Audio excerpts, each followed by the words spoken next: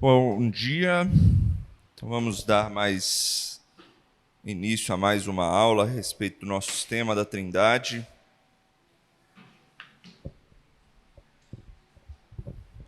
Hoje nós vamos estudar a doutrina do Espírito Santo nos símbolos de fé. Foi por isso que, ao longo da semana, na verdade ontem, eu pedi para vocês baixarem um aplicativo.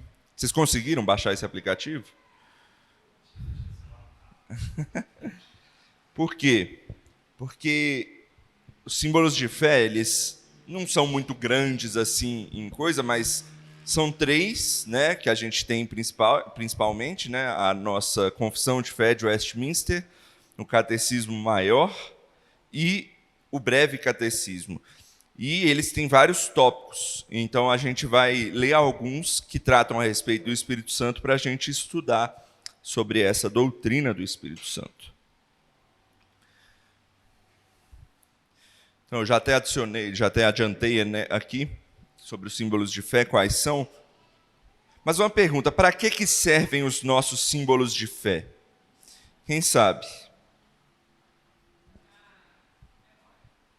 Memória é uma boa coisa, mas mais do que memória, porque memória é mais individual, para a gente. De uma maneira geral, para que servem os símbolos de fé? Para a igreja. Oi? Marcar? Como assim marcar?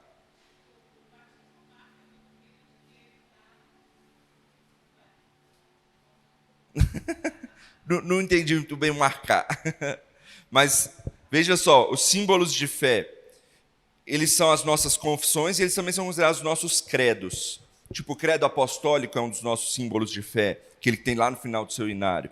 E você nunca esqueceu, eu trouxe uma imagem aqui. Para que servem os símbolos de fé? Olha só, a nossa base é a Bíblia, certo? Tudo que a gente tem vem da Bíblia. A gente crê naquilo que a Bíblia nos diz, na Bíblia nos ensina. Ela é a fonte, ela é a palavra de Deus. Deus inspirou homens a escreverem aquilo que ele quis revelar a nós. É a Bíblia, ela está na base. Está ali embaixo a Bíblia. Só que eu posso pegar a Bíblia, ler e interpretar. E aí a interpretação pode ser certa ou errada, certo? Eu posso pegar, ler e achar uma coisa, enquanto a tia Keila pode pegar, ler e achar outra coisa, o André pode pegar, ler e achar outra coisa. Mas tem uma coisa que é certa. Tem uma verdade. A Bíblia quer dizer uma verdade. Então, ela não tem várias interpretações para uma mesma coisa, como a gente vive nesse mundo que o povo diz isso, Cada um tem a sua verdade. Não, isso é balela. Existe uma verdade. A Bíblia quer dizer uma verdade. O autor, quando ele escreveu aquele texto tal ali na Bíblia, ele quis dizer alguma coisa. E o que nos ajuda, então, a interpretar a Bíblia? São os credos e as nossas confissões, eles servem como esses balizadores de interpretação. Veja ali a imagem. Quando eu tenho credos e confissões, que eles limitam a minha interpretação ela vai seguir um caminho só, certo? Você vai ter algo em que você vai se balizar para poder interpretar a Bíblia. Enquanto se você não tiver uma história, uma base balizadora de interpretação, você vai ter diversas e diversas interpretações. Por isso que nós temos nossos símbolos de fé. Então, se você quiser aprender a base da nossa doutrina, você vai ler os símbolos de fé. Está lá, é a base da nossa doutrina. Ele explica a grande maioria das doutrinas e as principais delas. Você quer saber sobre o que a gente pensa sobre as doutrinas do fim dos tempos? Está lá, nos símbolos de fé. Eu quero saber o que a igreja ensina sobre a Bíblia. O que a Bíblia funciona? Como é que ela serve? Está lá, é o capítulo 1 da nossa confissão de fé. Não, mas o que ela fala sobre a criação? Está lá, é um dos capítulos, 4 ou 5, não sei qual é, acho que é o 4, sobre a criação. Então, você tem lá um balizador para você não interpretar uma coisa louca. Você já tem algo que te limita nessa interpretação para a gente conversar de maneira igual, certo? Tem coisas que os símbolos de fé não tratam, mas a gente diz que são coisas que não são principais assim na nossa fé. Por exemplo, os símbolos de fé não falam se a gente precisa ter uma igreja preta, uma igreja branca ou uma igreja verde. Não trata. Por quê? Porque isso aí não é uma coisa essencial da nossa fé. Então, não precisa limitar nesse sentido. Cada igreja define isso de acordo com o seu contexto e as coisas referentes aí à sua própria membresia. Mas as coisas relacionadas à fé de cunho principal estão ali limitadas pelos nossos credos e confissões. Ok? E hoje a gente vai aprender sobre o Espírito Santo nesses símbolos de fé. Então, os nossos símbolos de fé, como eu já disse, são os padrões de Westminster, né? Que são Confissão de Fé de Westminster, Catecismo Maior de Westminster e Breve Catecismo de Westminster. Só para dar uma geral sobre isso. Quando o povo se reuniu, foram líderes ali, especialmente os puritanos ali da Inglaterra, que se reuniram lá no século XVII para escrever essa confissão, o intuito inicial deles era escrever a Confissão de Fé de Westminster.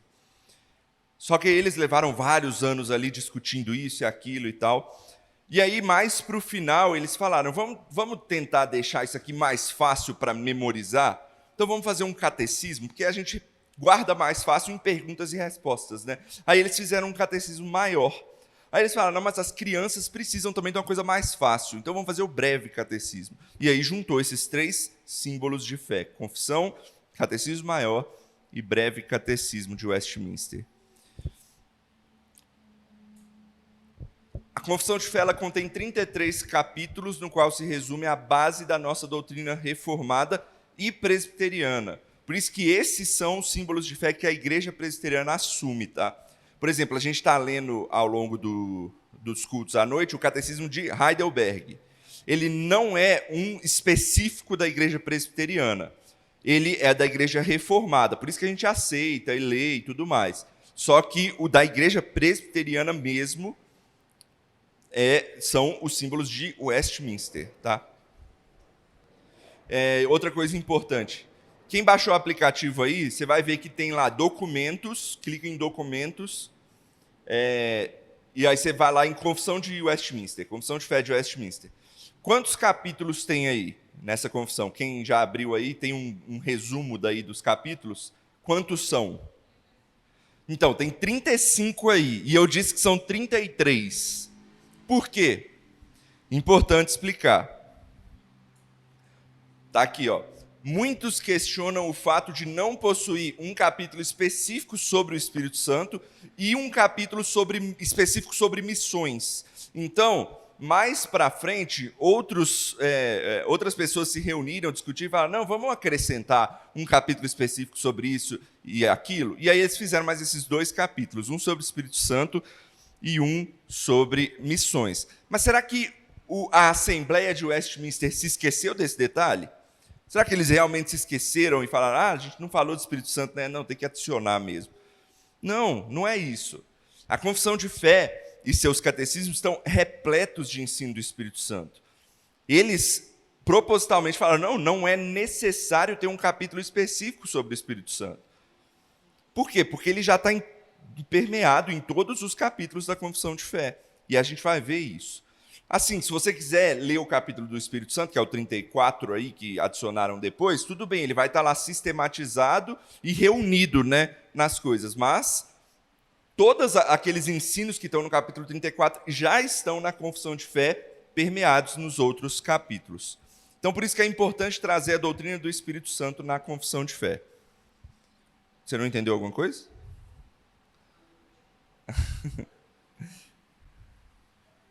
Então vamos lá. Olha só, o Espírito Santo, sem contar esses 2 capítulos finais, ele é mencionado 42 vezes na Confissão de Fé, 38 vezes no Catecismo Maior e 10 vezes no Breve Catecismo. E todas essas referências são suficientes para explicar e demonstrar a base sólida da doutrina do Espírito Santo. E hoje a gente vai aprender sobre o Espírito Santo a partir desses símbolos. Então a gente vai estudar 6 tópicos de ensino sobre o Espírito Santo conforme os nossos símbolos de fé. são esses tópicos.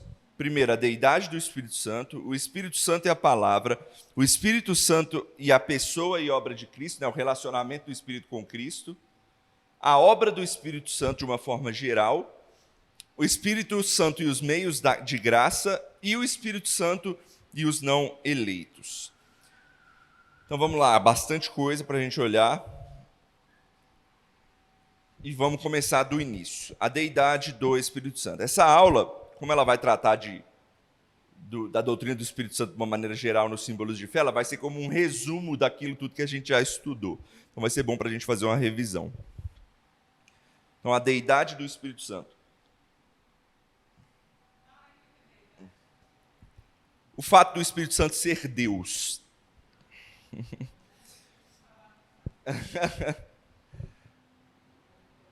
Ou a divindade do Espírito Santo. Oxe, veio errado aqui. O Espírito Santo, a confissão de fé diz, obviamente, ele é verdadeira e inteiramente Deus. Tudo que é possível ser dito sobre Deus é possível ser dito sobre o Espírito Santo. E olha como é que a nossa confissão de fé e os nossos símbolos de fé, na verdade, eles normatizam isso. Vamos abrir no Catecismo Maior e outra pessoa já abre em Atos 5, 3 e 4. Vai ser uma aula também boa para você aprender a manusear os símbolos de fé. Deixa eu abrir o meu aplicativo aqui também que eu pedi para vocês baixarem. Você vai no menuzinho dele lá em cima, aí você vai em Catecismos.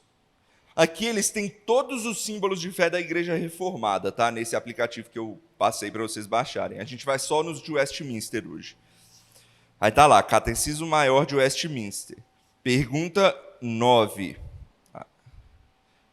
Alguém lê aí a pergunta 9 e a resposta.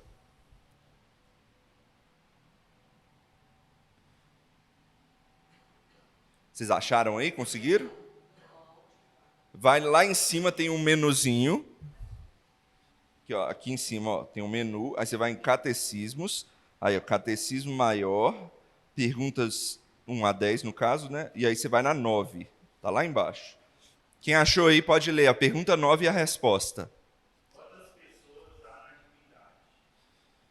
A resposta também. Há 3 pessoas na divindade: o Pai, o Filho e o Espírito Santo. Essas 3 pessoas são só verdadeiro e eterno, da mesma substância, iguais em poder e glória, embora distintas pelas suas propriedades pessoais. Beleza.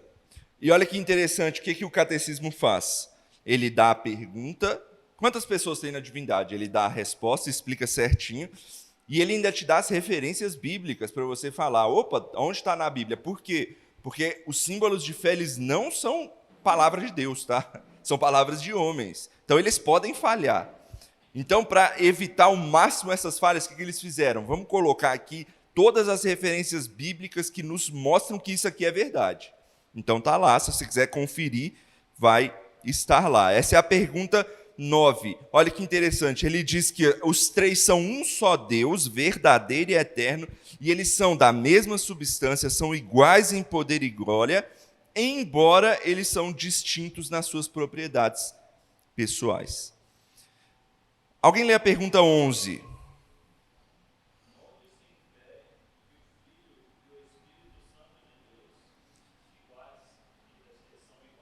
É.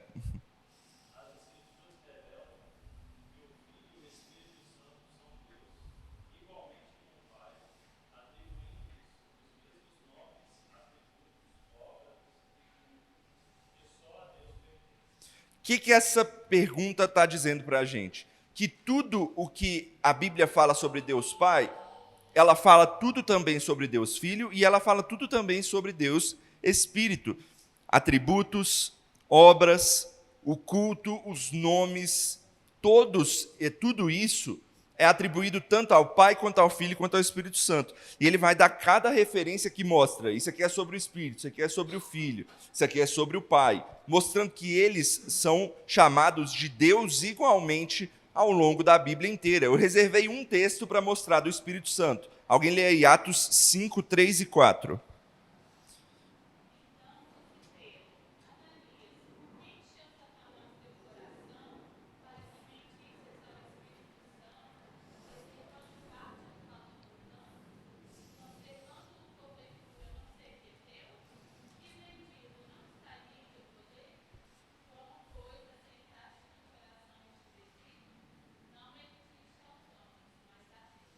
Olha só. Os textos bíblicos, eles não vão ser diretos a respeito do que está escrito aqui, mas eles vão revelar o que está escrito aqui. Por exemplo, esse é um texto que está falando de um assunto completamente diferente. Mas o que o texto está escrito? Que o cara mentiu ao Espírito Santo, e o versículo seguinte fala que que ele mentiu a Deus. Ou seja, ele chamou o Espírito Santo de Deus como se fosse Deus qualquer mesmo. Um Deus geral, né? O Deus trino. Ou seja, o Espírito Santo é Deus, assim como é Deus Pai. Ele chamou igualzinho como ele chama Deus Pai, como ele chama Deus Filho. Deus. Esse é o Espírito Santo também. Ok? Alguma dúvida aí? Então vamos seguir. O que mais que fala sobre a deidade do Espírito Santo, né? A divindade? Mas por ser Espírito não significa que ele não é uma pessoa. O Espírito Santo não é uma força impessoal, ou seja, ele não é uma coisa abstrata qualquer porque ele é um espírito. Não, ele é uma pessoa viva que pensa, uma pessoa amorosa que tem vontade, caráter moral e amizade com as pessoas. Aonde o catecismo nos fala isso? A gente já leu a pergunta 9. Alguém lê a 10 e a resposta aí do catecismo maior?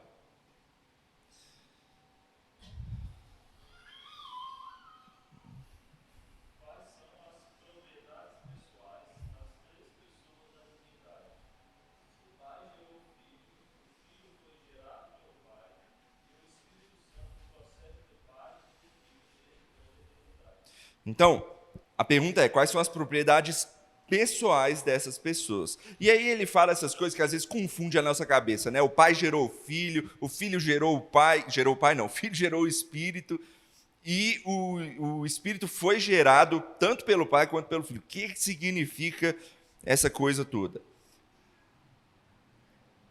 Vamos lá. Primeiro, alguém lê João 15, 26. Vamos lá, João 15, 26.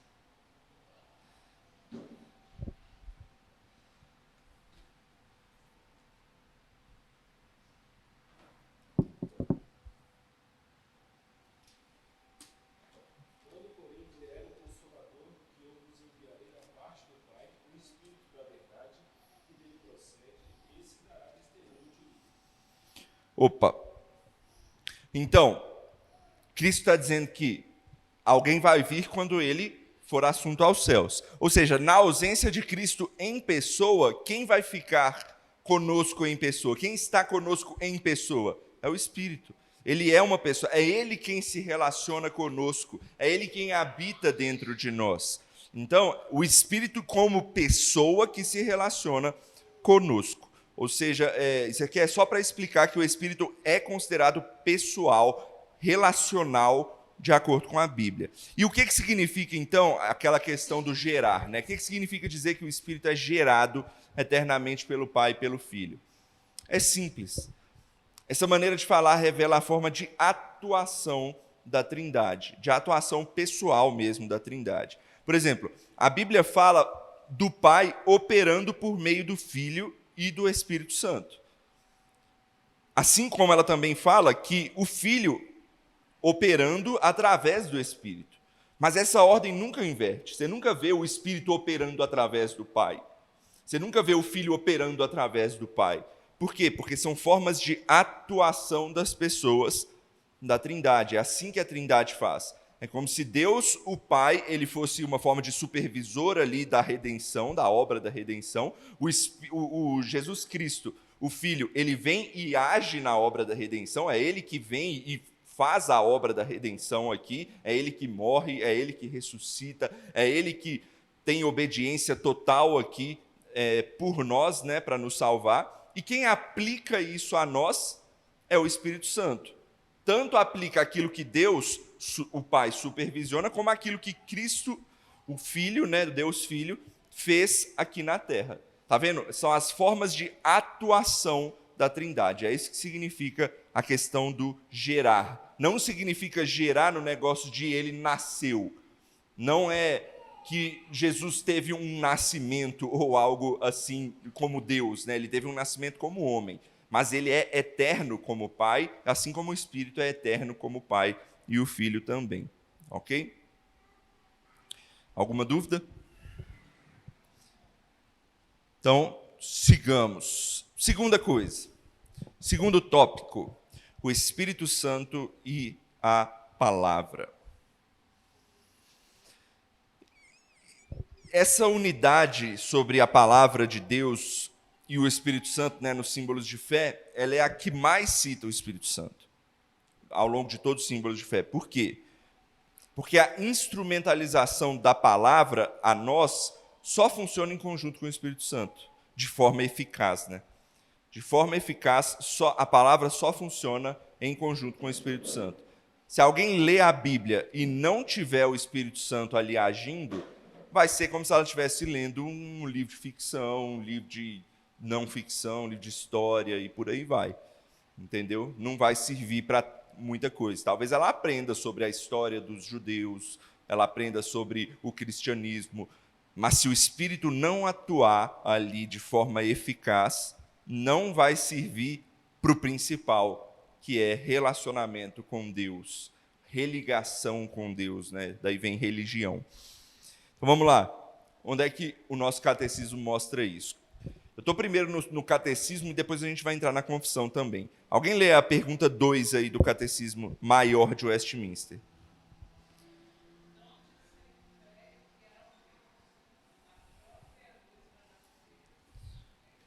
É isso mesmo?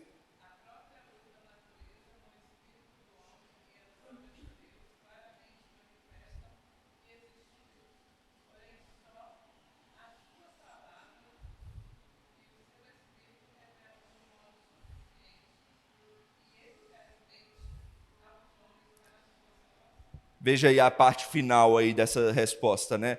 Só a palavra e o Espírito revelam de modo suficiente e eficaz aos homens para a salvação. É junto, palavra e Espírito Santo. Onde é que está isso na Bíblia? Às vezes os textos não são muito diretos, como eu já disse, mas alguém lê lá, Isaías 59, 21.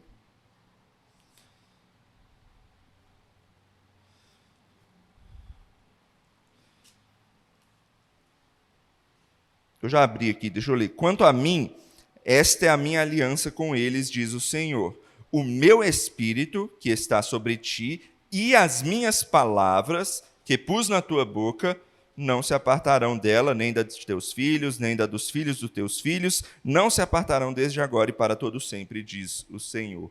Olha o que ele está dizendo aí. Tanto o Espírito quanto as palavras que ele botou na boca do profeta, ou seja, a palavra de Deus, a palavra que o profeta falou, escrita aqui, elas não vão se apartar ao longo da história deles para com Deus, para todo sempre, ou seja, eficaz. Está vendo? O texto, então, diz exatamente o que o catecismo deixou de uma forma mais fácil para a gente entender. Não, porque quando você lê esse texto, não é isso que você pensa assim de uma maneira geral, né?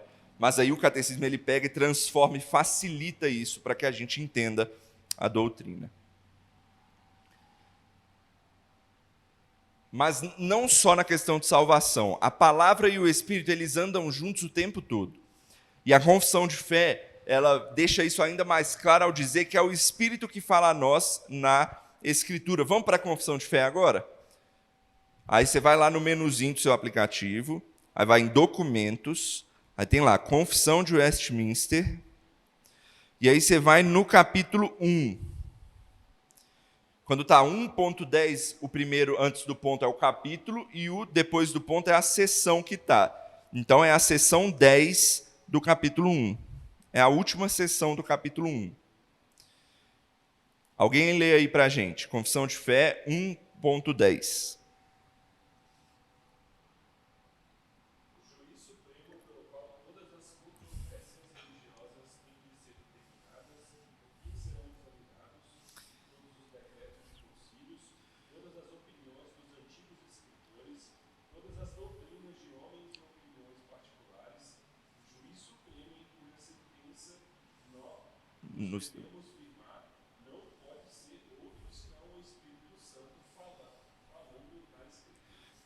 Então, ficou claro aí para a gente agora, principalmente na última frase aí, né, que o nosso juiz supremo não pode ser outro senão quem? O Espírito Santo. Como? Por meio da palavra. As duas coisas juntas. E olha que interessante, ele cita aqui o próprio documento. Ele fala aquilo que os concílios decidem, documentos, decretos e tudo mais.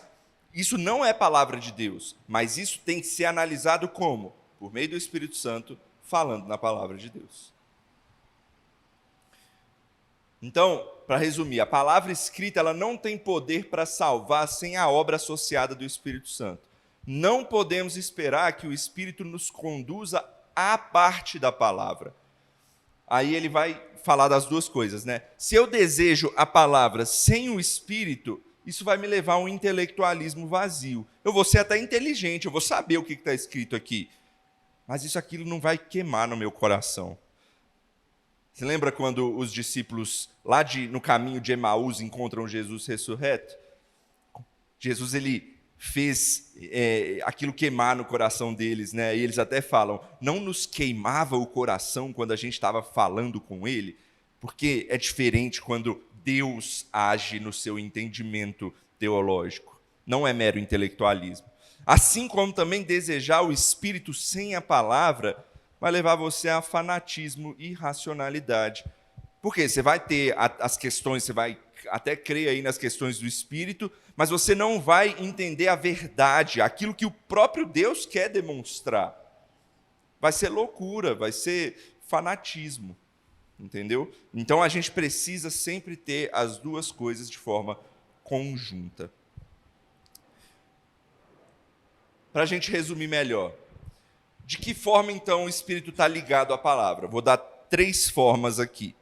Primeiro, o Espírito é o grande autor da palavra, pois foi ele quem inspirou os escritores humanos. Não precisa ler esse da Confissão de Fé 1.2, porque ele é enorme, né? Ele vai falar o nome de todos os livros da Bíblia e tal, mas ele vai dizer o que está escrito exatamente lá em 2 Pedro 1:21. Alguém lê para a gente, por favor. 2 Pedro 1:21.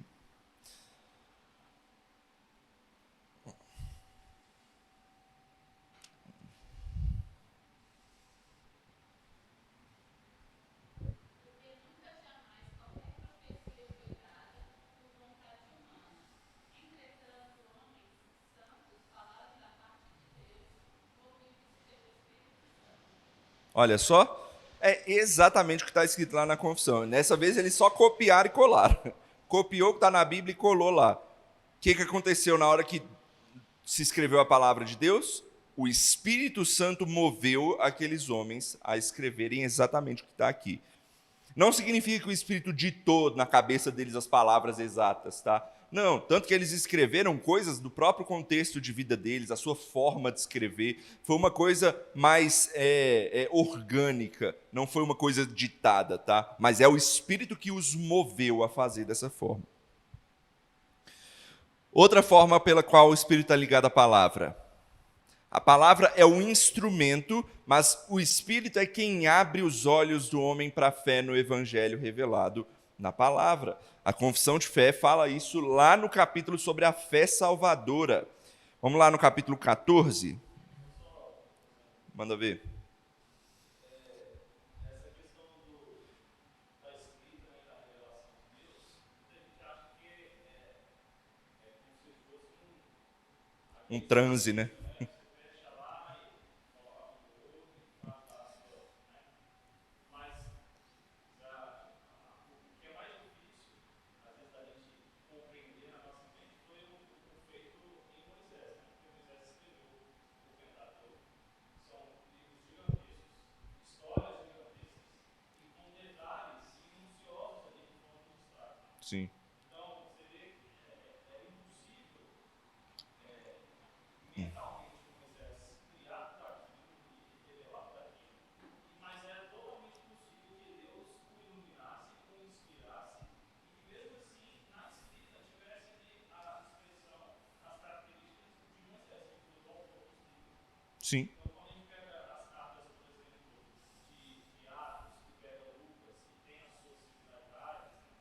Então, quando a gente pega as cartas de João, que tem as suas similaridades, você vê que ele explica ali a característica do autor, mas tudo aquilo alicerçado na inspiração divina. Sim, exatamente. Então vamos lá, o que a Confissão de Fé fala sobre essa questão do Espírito quem abre os nossos olhos para a fé. Capítulo 14, seção 1. Quem abriu aí, lê.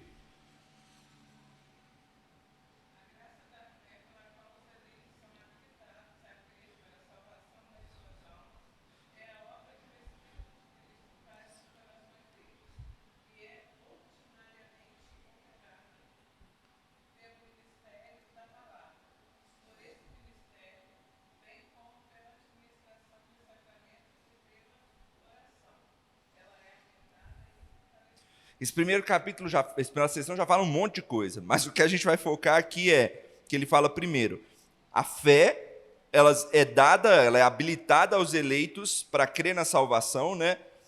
E é obra de quem? Do Espírito de Cristo. O Espírito de Cristo é a mesma coisa para Espírito Santo, tá? Espírito de Cristo é Espírito Santo. É obra que ele faz nos corações. E como é a maneira ordinária que ele faz isso? Ou seja, a maneira principal que ele faz isso, está escrito também, é pelo ministério da palavra. Por que ele coloca que essa é a maneira principal? Porque existem outras maneiras que não são as principais. Aí a gente pode lembrar, por exemplo, a gente sempre dá esse exemplo, mas é o mais comum, né?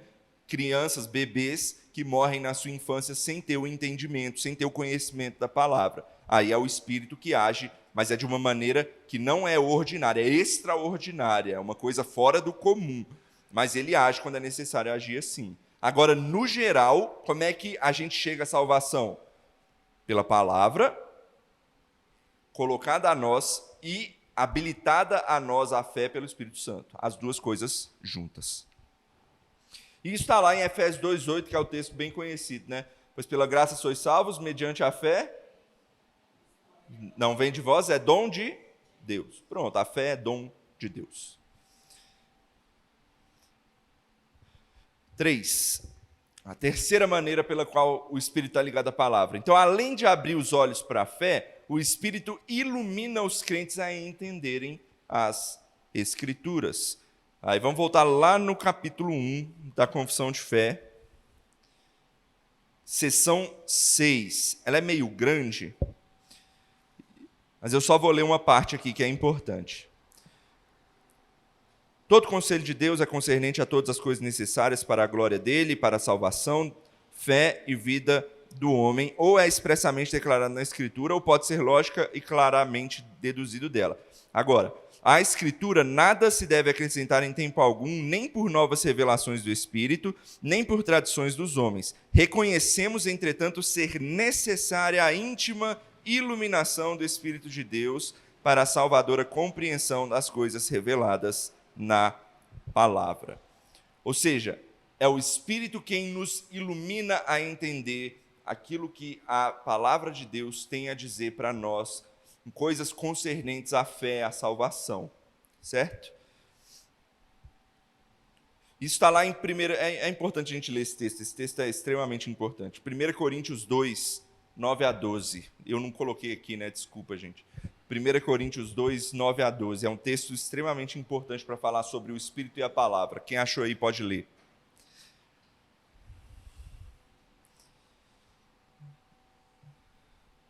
Mas, como está escrito, nem olhos viram, nem ouvidos ouviram, nem jamais penetrou em coração humano o que Deus tem preparado para aqueles que o amam. Mas Deus o revelou pelo Espírito, porque o Espírito a todas as coisas perscruta, até mesmo as profundezas de Deus. Porque qual dos homens sabe coisas do homem, senão o seu próprio Espírito que nele está? Assim também as coisas de Deus, ninguém as conhece, senão o Espírito de Deus. Ora, nós não temos recebido o Espírito do mundo, e sim o Espírito que vem de Deus, para que o conheçamos e que por Deus nos foi dado gratuitamente. Então, resumindo, como é que a gente conhece as coisas de Deus? Através do Espírito de Deus. Só assim que a gente conhece as coisas de Deus de maneira eficaz. Beleza? Alguma dúvida? Pode falar?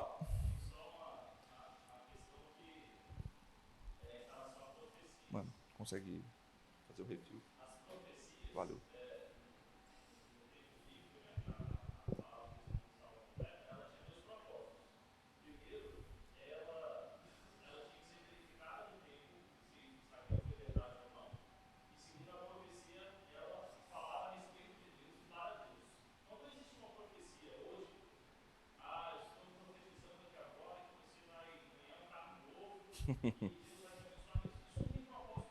Uhum. Todas as profecias, primeiro que elas tinham que ser comprovadas com o tempo, e segundo elas falavam puramente de Deus e para Deus. E é interessante a gente ver que isso não existe hoje mais. Primeiro que cessou esse tempo. Segundo que a gente mais vê hoje em dia de profecias, elas não falam nada a respeito de Deus. Elas falam só de benfeitorias e benesses para os homens. E uma Valeu. coisa interessante é que a profecia, diferente da inspiração da palavra de Deus, elas tinham caráter de literalidade. Quando a profecia, através de sonhos, imagens, visões, elas eram faladas, escritas e reveladas de forma literal, diferente do que era a palavra. A palavra, o livro todo, não tinha essa literalidade que a gente acabou de explicar. Sim. Mas a profecia tinha. Ela tinha esse aspecto minucioso de que Deus falava exatamente aquilo, que ele repassava exatamente aquilo para as pessoas.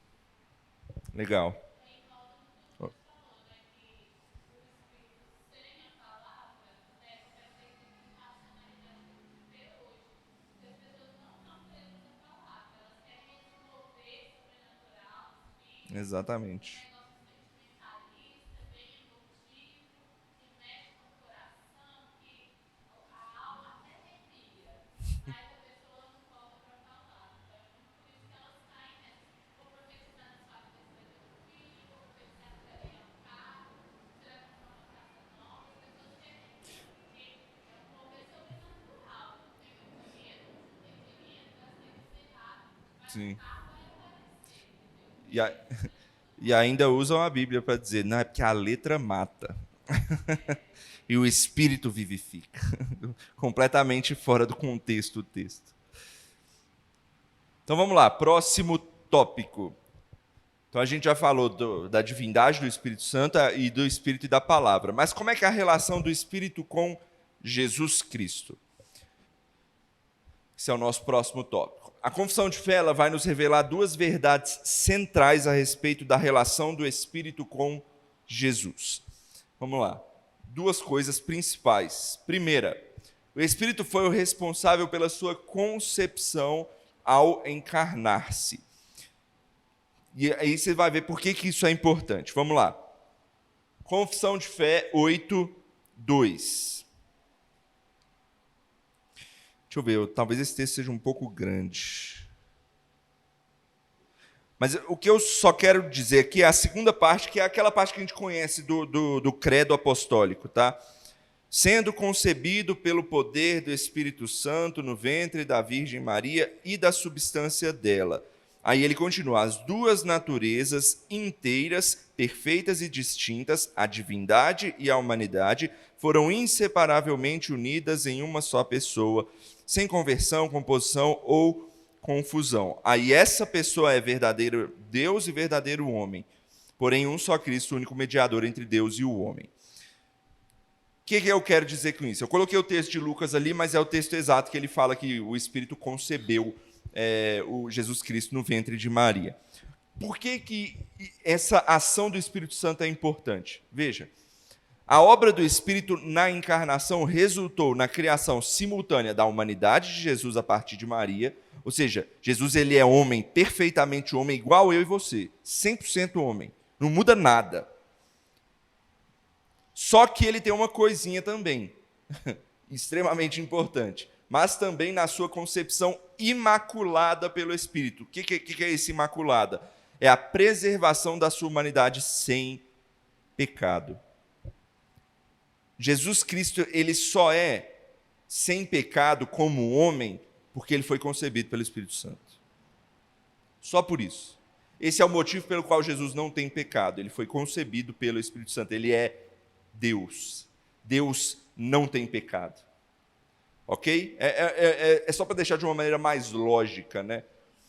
Jesus ele é sem pecado porque ele é Deus. Ele foi concebido de Deus. Eu e você, a gente foi concebido só de homem.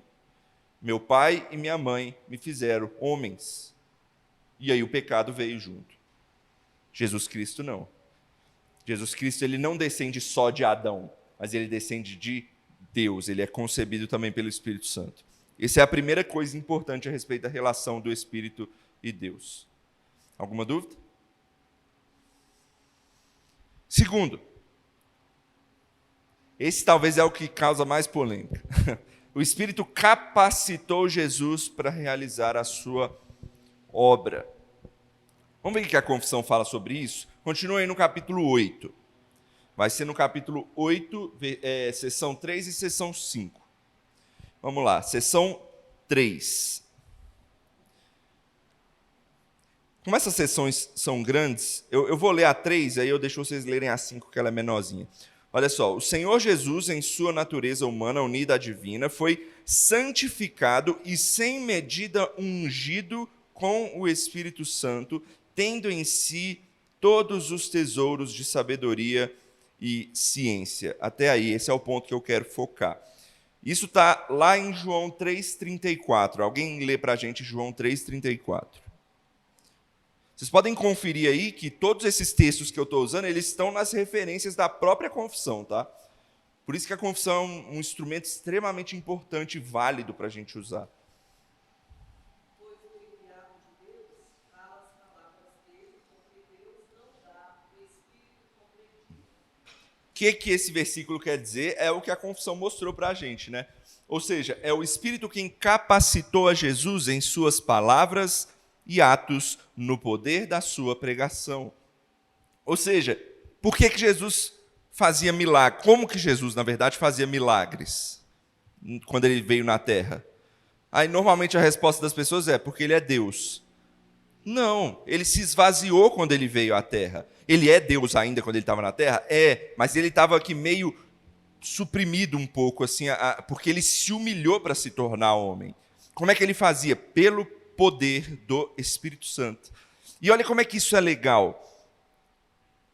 Como é que os homens conseguem, não por si só, né, mas como é que você já viu notícia ou já leu histórias de homens que viram ou até conseguiram milagres aí na Terra? Da mesma forma que Jesus, por meio do Espírito Santo. Não é porque Jesus ele é especial, porque ele é especial, ele é o próprio Deus. Mas ele fazia da mesma forma que a gente pode fazer, orando e clamando pelo poder de Deus para que ele haja em nós por meio do Espírito Santo. Isso é extremamente importante para que a gente saiba que nós fomos capacitados tal como Jesus Cristo foi. Nós temos capacidade de entender, de pregar e ser efetivo, de orar e Deus ouvir a nossa oração e a nossa oração ser eficaz.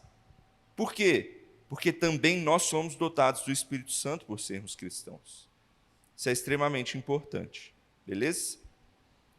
Não estou dizendo que nós somos iguais a Jesus, nada disso. Mas ele nos dotou da mesma capacidade que Jesus foi dotado quando veio ao mundo. Só que Jesus não tinha pecado, essa é a diferença. Mas nós também fomos dotados com o Espírito Santo.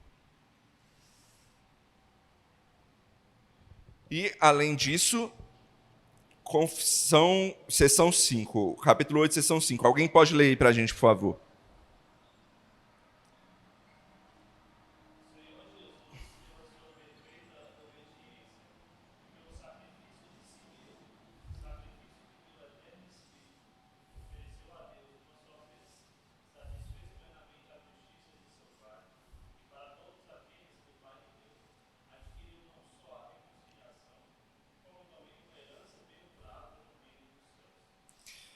Vamos lá, vamos ler o que a Bíblia, que é a parte que eu quero focar, traz sobre isso. Hebreus 9, 14.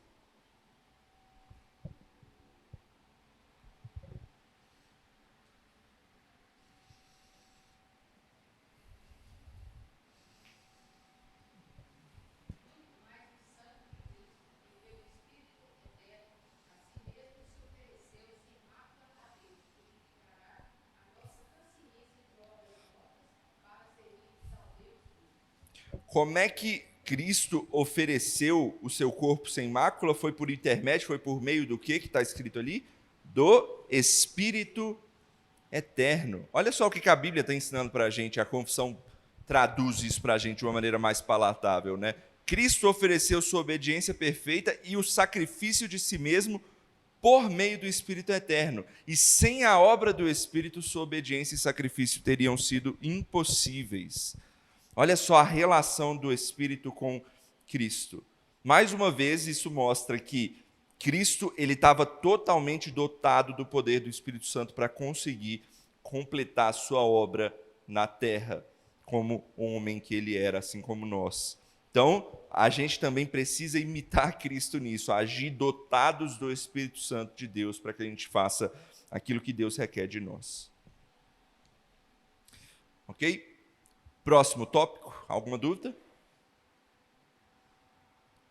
Então, próximo tópico, a obra do Espírito Santo, por assim dizer. Qual que é a obra do Espírito Santo? O Espírito Santo ele age tanto internamente no nosso coração, como externamente também. A gente normalmente só fala dele no nosso coração, agindo dentro de nós, mas ele teve funções externas também. A gente já falou de várias delas. A primeira, inspiração das Escrituras, a gente não precisa voltar nisso. A gente também acabou de ver isso, concepção imaculada de Jesus, outra obra externa do Espírito, capacitação de Jesus em sua obra. E a última que a gente não viu ainda é a criação do mundo. O Espírito Santo ele também criou o mundo. Ele também é uma obra trinitária. O que eu coloquei ali da Confissão de Fé, capítulo 4, seção 1, é o da criação, né, que vai falar exatamente que a criação é obra do Pai, do Filho e do Espírito Santo. Está lá em Gênesis 1, 2, quando fala que o Espírito também estava lá na criação. E Jó deixa isso ainda mais claro. Alguém abre lá em Jó 33, 4.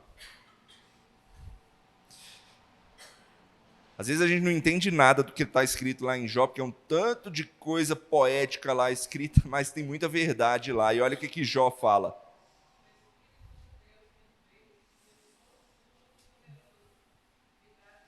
Olha só, de forma poética ele está dizendo que o Espírito Santo que criou ele também. Ou seja, o Espírito Santo é criador também, tanto como o Pai e o Filho, cada um nas suas especificidades, né? A gente gosta até de falar, né, que o Pai é aquele que fala, o Espírito Santo é aquele que é o sopro, né, aquele que vai, e o Filho é a própria palavra de Deus. Então, tá os três aí na criação, na obra da criação.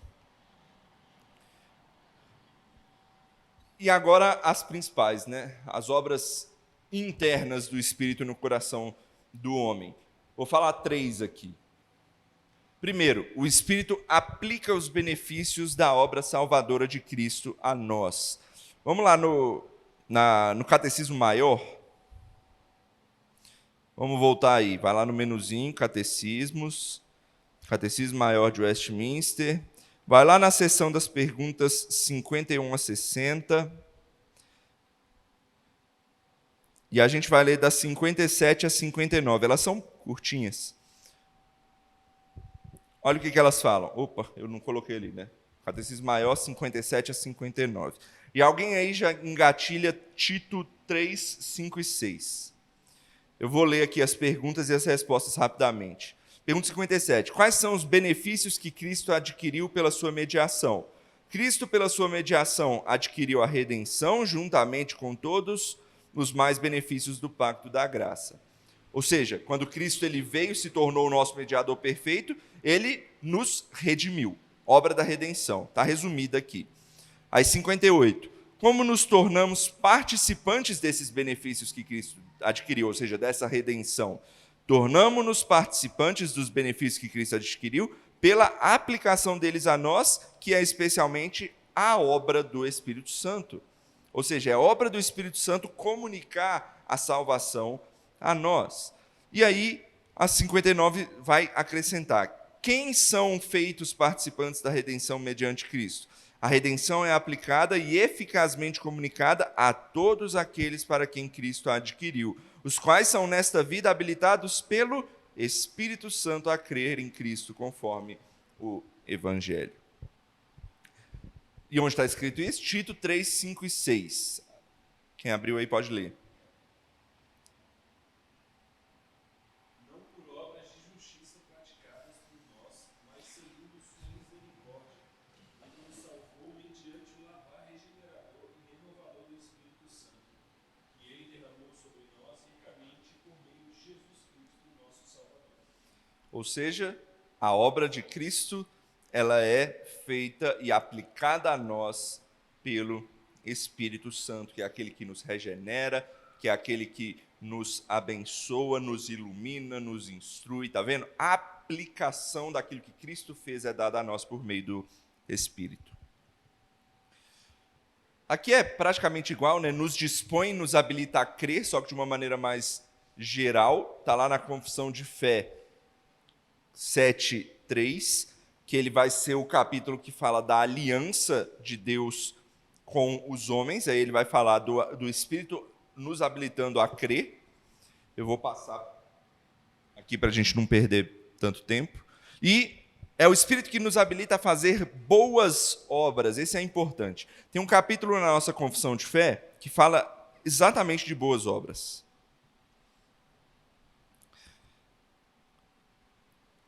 (16:3). Eu coloquei. Confissão de Fé, 16, capítulo 16, seção 3.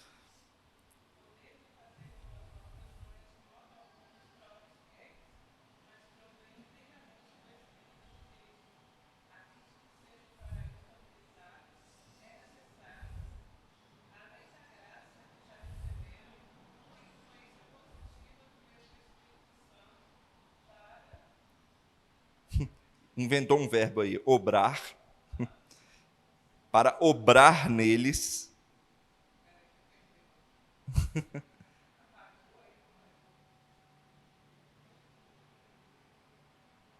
Achou aí?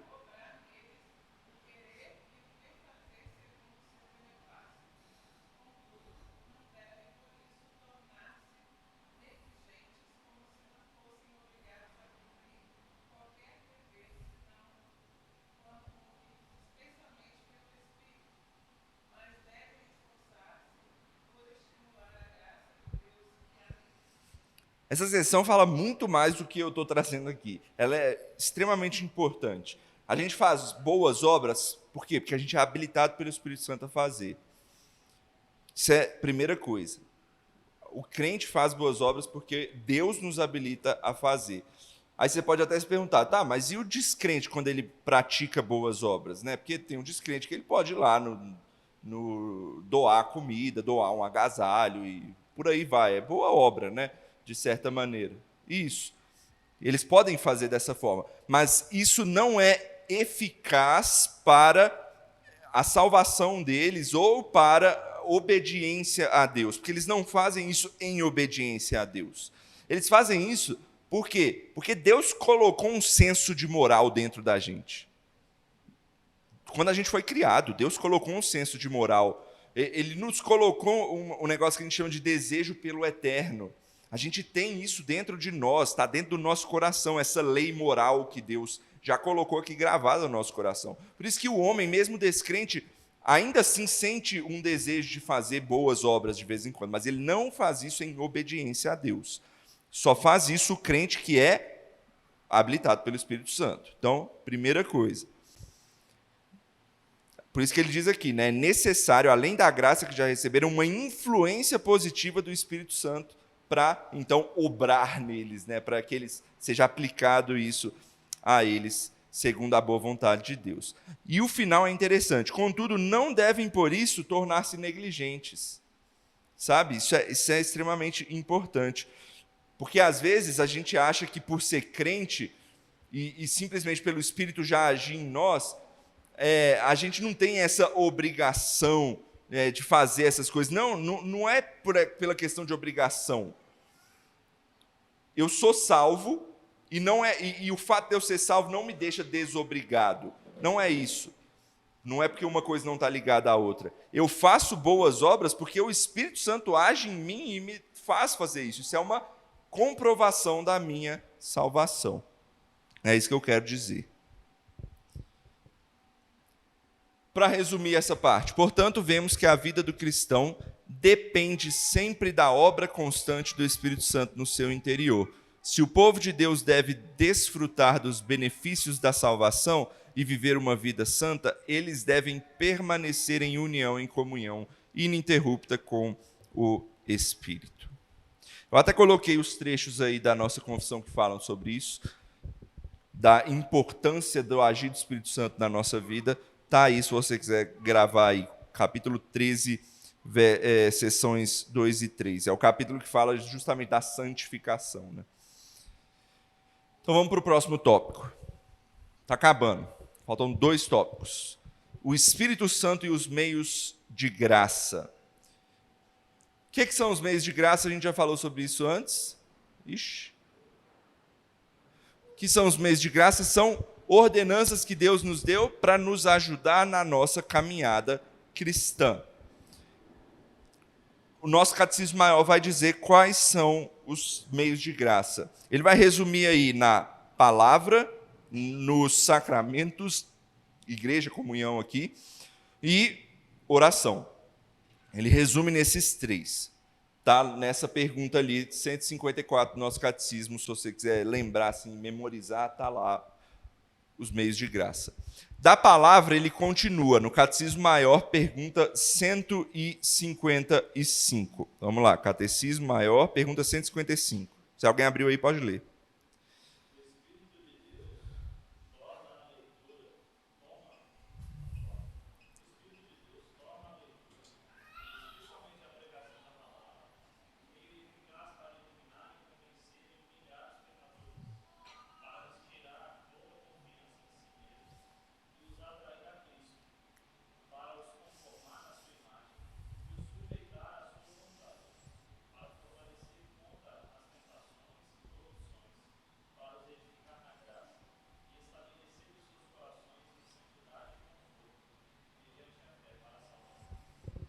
Pronto, está resumido a questão da habilitação do Espírito Santo a nós por meio da palavra nessa pergunta. Segundo meio de graça, os sacramentos. Então, os sacramentos se tornam eficazes a nós somente por causa do Espírito. Calvino ele até diz que se você participar da Santa Ceia sem o Espírito Santo, é como um cego está andando no meio do sol. O sol não vai servir para nada para ele, porque ele é cego. Ou seja, isso é o participar do sacramento da ceia, do batismo, sem o Espírito Santo.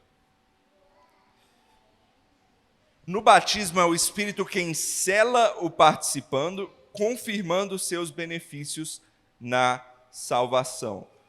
Aí está aí o capítulo inteiro da confissão de fé sobre batismo. E na ceia é pela obra do Espírito que a graça é demonstrada e concedida ao participante. Está ali também na confissão de fé, capítulo 29, sobre a ceia. E, por fim, a oração.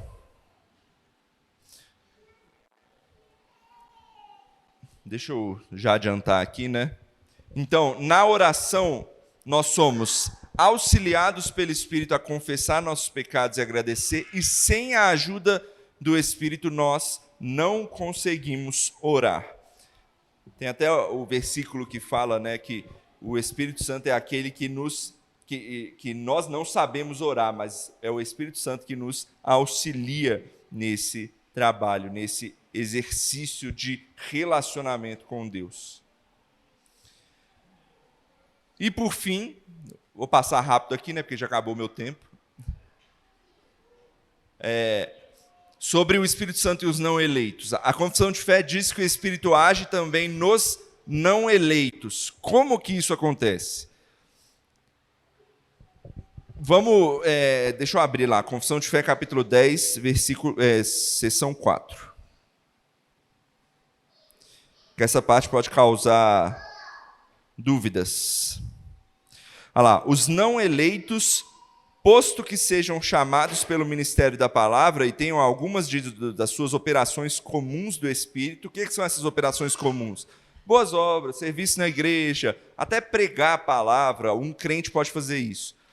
Contudo, eles não chegam nunca a Cristo e, portanto, não podem ser salvos. Muito menos poderão ser salvos por qualquer outro meio que não professam a religião cristã.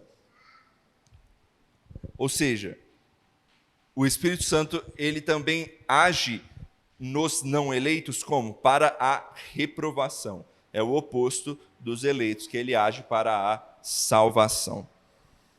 E a última questão, a confissão de fé também fala de nós resistirmos ou entristecermos o Espírito Santo.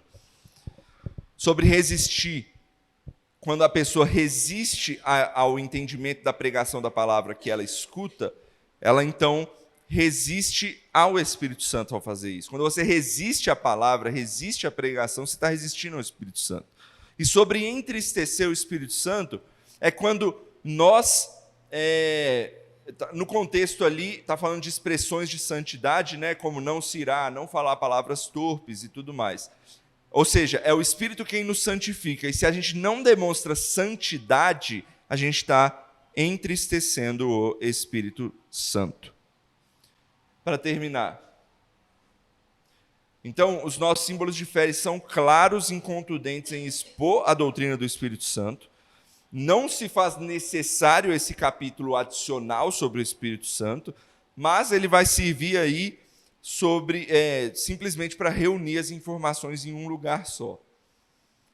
E por fim, para a gente resumir, apenas o Espírito pode nos tornar cristãos, não podemos crer sem o Espírito, nem pensar ou viver como cristãos sem o Espírito, não podemos entender a palavra sem o Espírito, não podemos orar sem o Espírito e não podemos ser bons cônjuges, pais, mães, ou seja, ser bons cristãos sem estar cheios do Espírito e fazer habitar em nós ricamente a palavra de Deus. É isso. Vamos orar para encerrar? E se alguém tiver alguma questão, alguma dúvida, pode falar. Senhor meu Deus, obrigado, Pai, por essa aula, obrigado porque o Senhor tem nos abençoado, abençoa essa igreja, para que possamos estar cheios do Teu Espírito e ricos na Tua palavra. É o que eu te peço e oro no nome de Jesus. Amém.